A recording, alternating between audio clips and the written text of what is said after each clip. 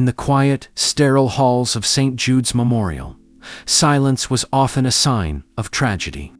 But for 15 years, that silence was broken by the rhythmic, confident footsteps of a woman everyone called the miracle worker. Her name was Sarah.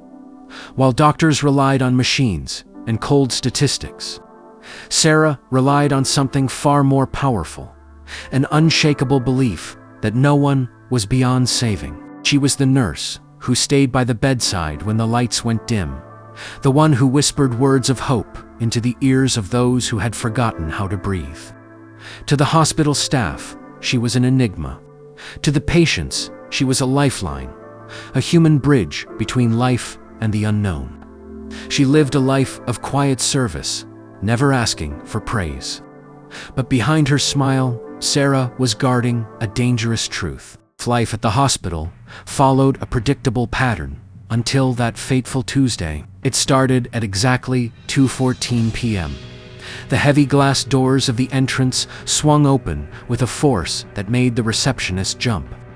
2 black armored SUVs had pulled up, tires screeching against the asphalt. Men in sharp dark suits marched in, their faces carved from stone. They didn't stop to sign in. They didn't ask for directions.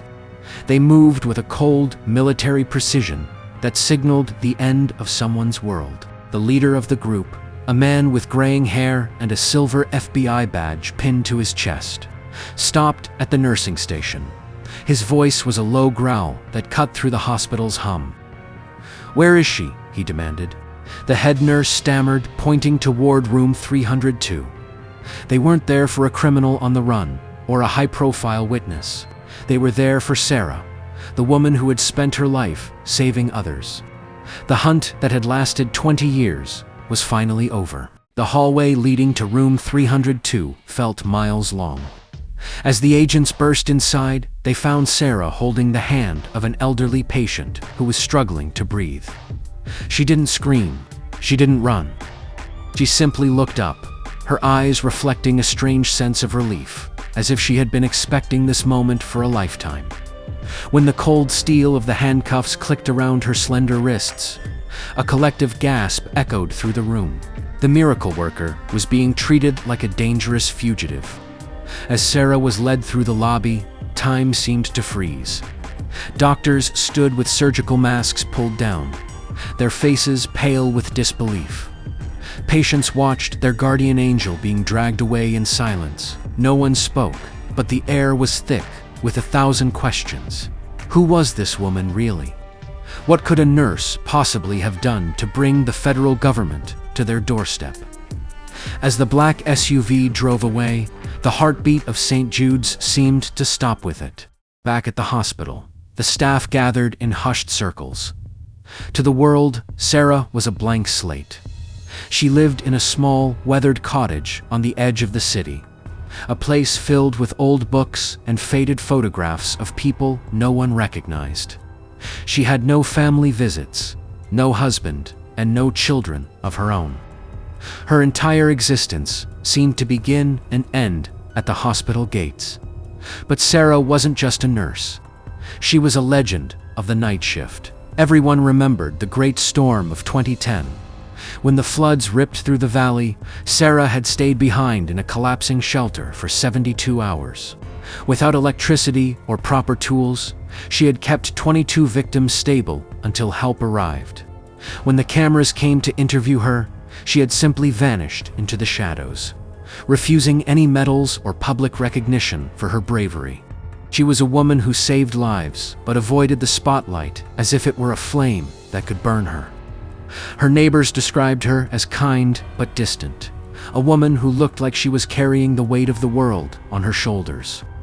Now, as the FBI began to strip away the layers of her quiet life, the city was about to discover that Sarah's kindness wasn't just a character trait, was a shield for a sacred secret. Inside the gray, windowless room of the federal building, the air felt thin.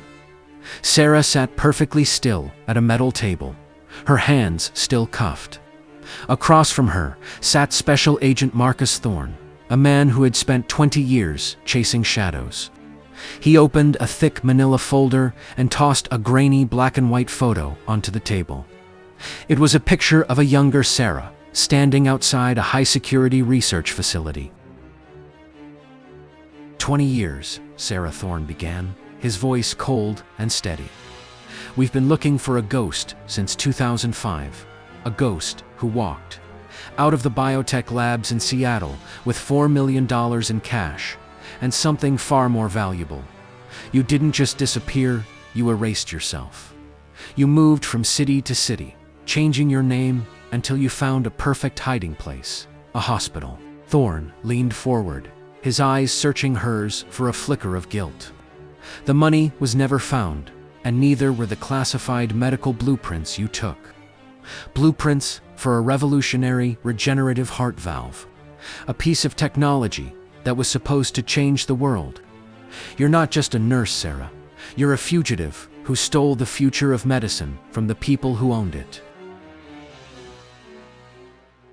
The silence in the interrogation room stretched until it felt like it would snap.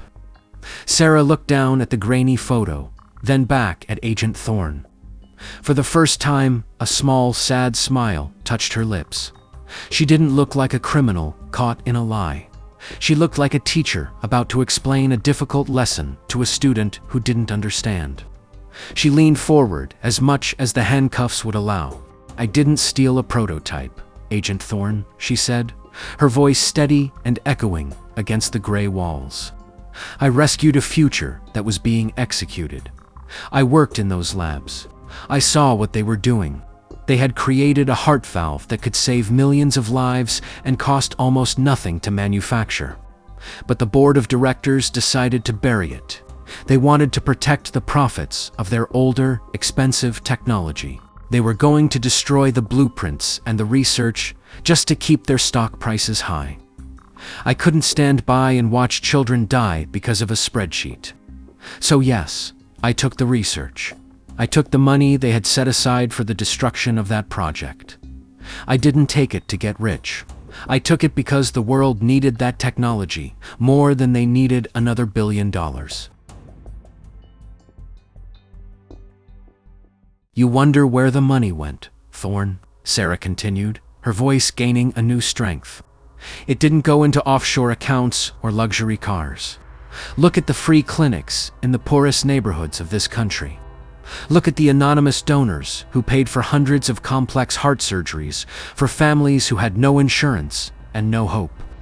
I used their own blood money to fund the very lives they were willing to sacrifice for profit. Agent Thorne stared at her, his hands trembling slightly as he typed a command into his laptop. He started cross-referencing the dates of Sarah's disappearances with the sudden influx of anonymous medical funding across the state. The numbers began to align with terrifying precision. Every miracle Sarah had performed at St. Jude's wasn't just due to her skills as a nurse. She had been secretly using the regenerative technology she had rescued. I am a fugitive, I know that, she said, looking Thorne directly in the eyes. But the real crime isn't what I took from that lab. The real crime is the thousands of people who would be in their graves right now if I hadn't. I gave those people a lifeline when the system gave them a bill they couldn't pay. So, go ahead, Agent. Tell me again who the real criminal is. Thorne sat back, the blue light of the computer screen reflecting in his tired eyes. For 20 years, he had built a monster in his Minda, cold-blooded thief who had sabotaged a multi-billion-dollar corporation. But the woman sitting across from him was something else entirely. She was a ghost, yes, but a ghost that had spent every waking hour bringing others back from the dead. The file on his desk suddenly felt like a heavy stone. Outside the federal building, the world was starting to wake up. News of Sarah's arrest had spread through the city like a wildfire. It started with a few nurses from St. Jude's, but then others began to arrive. A father whose daughter's heart surgery was mysteriously paid for 5 years ago. an old veteran who had received a life-saving valve from an anonymous donor. They weren't there to protest with anger. They were there to stand for the woman who had stood for them. The crowd didn't shout or throw stones. They stood in a silence so profound it was deafening.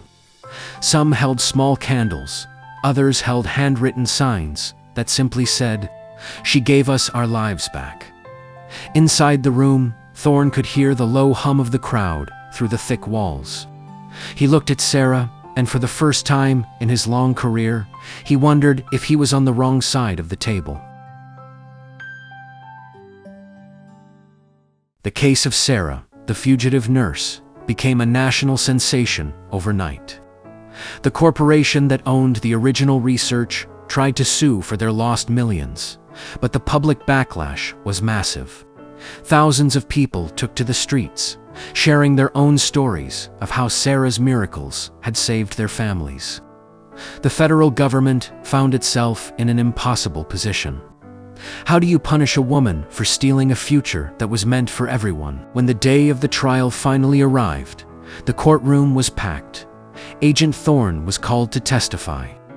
Everyone expected him to provide the evidence that would send Sarah to prison for the rest of her life. But when he stood on the stand, he didn't read from the list of charges. Instead, he presented the medical records of the lives Sarah had saved. He told the court that in 20 years of hunting criminals, he had never found someone more innocent than the woman in handcuffs. The jury's decision didn't take long. While she had technically broken the law, they ruled that her actions were a necessity of mercy. Sarah was sentenced to community service and a symbolic fine, but she was allowed to walk free. The corporation, under immense public pressure, was forced to release the heart valve technology into the public domain. Sarah had not only saved lives, she had broken the chains of greed that held the future of medicine hostage.